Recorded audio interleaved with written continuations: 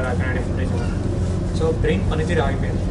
Brain dead simple చెప్పాలంటే. కుడివైపు తగిలింది. కుడివైపు తగలడం వల్ల మనకి ఏవైతే సిగ్నల్స్ రావాలో అది అందడం లేదు.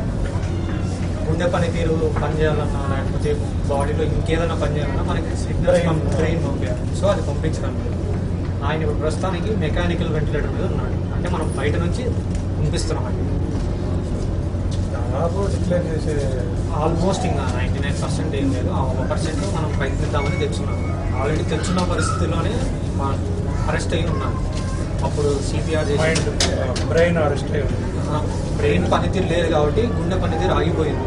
కింద కూడా ఆగిపోయింది. దాన్ని మళ్ళీ సిపిఆర్ చేసి మళ్ళీ రివర్ట్ చేశారు. మళ్ళీ కొంచెం స్టార్ట్ అయిన తర్వాత అప్పటి నుంచి మళ్ళీ కొట్టుకోవడం నుంచి పైకి తీసుకొచ్చారు. ఐసీయూలో పెట్టిన తర్వాత చూద్దామని సార్ చేస్తే ఇంటికి దౌర్జన్యంగా దూరి కొట్టి రౌడీ యుద్ధం చేస్తే ఎట్లా సార్?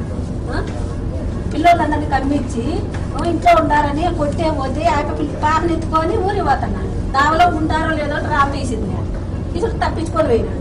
మళ్ళీ ఇంత వచ్చి ఈ పిల్లోని వాళ్ళ ఆయన కొట్టినాడు. అట్లయితే ఎట్లా సార్? చెప్పిన ఫోన్ చేసి అంటే ఇంటి దగ్గరికి రారులే అనుకున్నాను. క్రియేట్ చేసి మళ్ళీ రాంగే స్టేజ్లో చెప్పాను. మీరే కొట్టినట్లు ఈడ జరిగిందేది వేరు. అటు చెప్పి వాళ్ళు క్రియేట్ చేసుకొని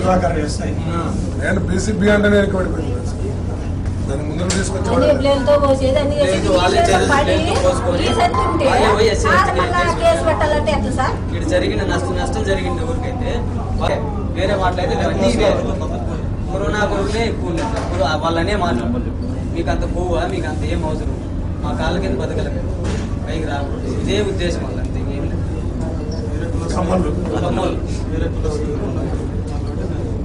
వాళ్ళు ఏమన్నా చేసుకోవాలి కదా సార్. వీళ్ళ మీదకి ఏంటికి రాలి సార్? వాళ్ళు ఏమన్నా చేసుకొని పనులు చేసుకుంటే మీదకి ఎందుకు రాలి సార్? ఇప్పుడు మంచి ఏమన్నాడైతే ఆ పిల్లలు ఏం చేస్తారు సార్? మాకు మా నాయన ఇప్పుడు పెద్ద దిక్కుపోతే మా పరిస్థితి ఏం చేస్తారు సార్? వాళ్ళు ఏమన్నా పెడతారా? ఒకరి జోలి పోయిన వాళ్ళు కాదు సార్ మా బావ.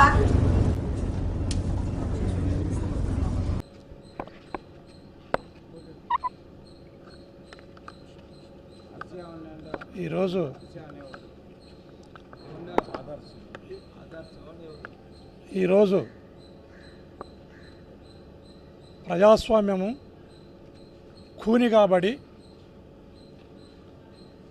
ఎన్నికల ప్రక్రియకు ఏ రకమైన విఘాతం కలిగిస్తున్నారో తెలుగుదేశం పార్టీకి సంబంధించిన గూండాలు రౌడీలు మనమంతా చూస్తూనే ఉన్నాం.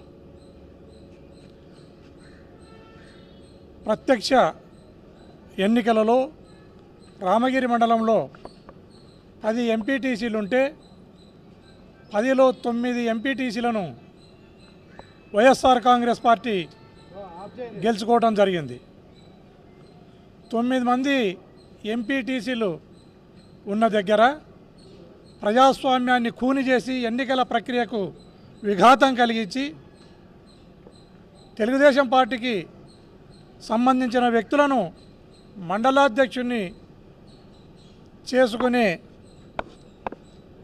విధంగా వారు ప్రయత్నం చేసి ఆ ప్రయత్నం విఫలం కావడంతో ఈరోజు పాపిరెడ్డిపల్లి అనే గ్రామంలో కురువ లింగమయ్య అనే వ్యక్తిని, అతని కొడుకులు 2 మనోహరు శ్రీనివాసులు 2 పిల్లలని, వీళ్ళని ముగ్గురిని కూడా హత్య చేయడానికి సునీతమ్మ సొంత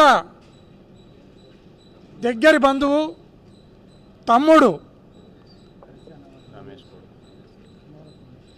తర్వాత అతనే కాకుండా అతనితో పాటు ఇంకొక 5-10 మంది గూండాలు అందరూ కూడా వీరిని హత్యాయత్నం చేయడానికి, హత్య చేయడానికి పూనుకోవటం అనేది ప్రజాస్వామ్యాన్ని అపహాస్యం చేయటమే తప్ప వేరొకటి కాదనేది మనమంతా గమనించాలి. ఒక నెల 2 నెలల కిందట సాకలి నరసింహులు, ఆనందరెడ్డి అనే వ్యక్తులను కనగానపల్లి మండలంలో హత్యా ప్రయత్నం చేసి సావు తప్పించుకొని వారు బయటపడడం జరిగింది. ఆ నెత్తుటి మరకలు ఆరకముందే ఆత్మకూరు దగ్గర సిద్ధరాంపురం అనే గ్రామంలో కుర్వ బాలన్న అనే వ్యక్తిని ఆ ఊరిలో కూడా కమ్మోళ్ళు అత్యంత దయనీయంగా దుర్మార్గంగా దాడులు చేసి చంపే ప్రయత్నం కూడా చేయడం జరిగింది.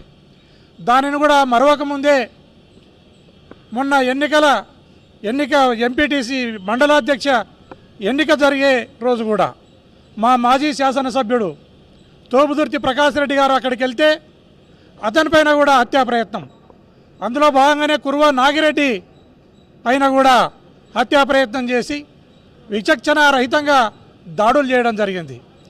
వీటినన్నింటినీ మరొకముందే ఈరోజు అత్యంత దుర్మార్గంగా ఆ ఎన్నికకు సంబంధించిన విషయంలోనే ఈరోజు లింగమయ్య కొడుకులను ఇద్దరిని కూడా హత్యా ప్రయత్నం చేయడానికి పూనుకోవడం జరిగింది. ఇందులో మనం గమనించాల్సినది ఏంటంటే లింగమయ్య నేలన పోయే చీమకు కూడా హాని చేయని వ్యక్తి, ఆ వ్యక్తిని దుర్మార్గంగా రాడ్లతో కొడివెండ్లతో వేటాడి తలకు గాయం చేయడం జరిగింది. ఈరోజు హాస్పిటల్లోకి వస్తే ఆల్మోస్ట్ ఆయన బ్రెయిన్ డెడ్ అయిపోయింది, గుండె కూడా అరెస్ట్ అయిపోయింది. ఆ గుండెను మళ్ళీ కొంత జీవం ఇచ్చి ఆ గుండెను ఆడే విధంగా చేసినాం. వెంటిలేటర్ పైన ఉన్నాడు, అప్పుడే ప్రాణం పోతుంది అనే మాటను డాక్టర్లు చెప్తున్నారు. ఇంతటి దారుణాలను చేస్తూ తెలుగుదేశం పార్టీ ప్రజాస్వామ్యాన్ని ఖూని చేస్తూ ముందుకు పోతూ ఉంది.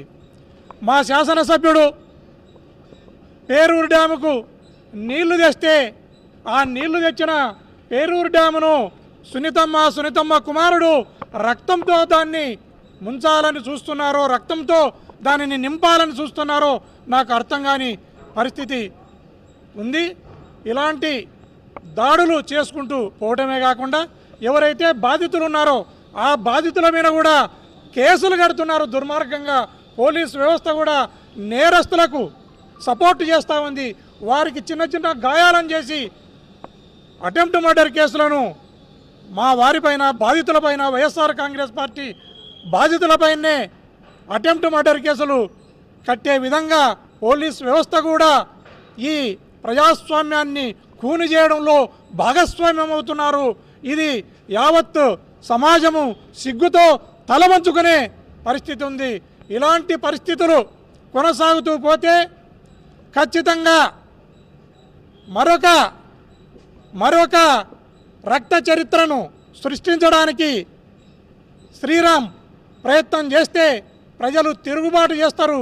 రేపు ఎన్నికలలో విచక్షణ రహితంగా మిమ్మల్ని భూస్థాపితం చేసేకి ప్రజలందరూ కూడా సిద్ధంగా ఉన్నారు. దీన్ని మీరు మరవకండి అని ఈ సందర్భంగా తెలియజేస్తున్నాం. ఇలాంటి దాడులకు, ఇలాంటి దౌర్జన్యాలకు వైఎస్ఆర్ కాంగ్రెస్ పార్టీ వెనక్కి పోదు, వెనకంజ వేయదు. వీటిని అన్నిటి కూడా గట్టిగా ప్రతిఘటిస్తుంది. వీటిని ఏమాత్రం వెనక్కి పోకుండా ప్రజాస్వామ్యాన్ని కాపాడే విధంగా ముందుకు పోతుంది. మీరు చేసే బుడ్డ బెదిరింపులకు, మీరు చేసే దౌర్జన్యాలకు ఈ వైఎస్ఆర్ కాంగ్రెస్ పార్టీ లీడర్లు కానీ కార్యకర్తలు కానీ వెనక్కి పోకుండా దీనిని వీరోచితంగా పోరాడుతూ మీకు జవాబు చెప్తారు. జవాబు చెప్పే రోజులు కూడా దగ్గరలోనే ఉన్నాయని ఈ సందర్భంగా తెలియజేస్తున్నాను.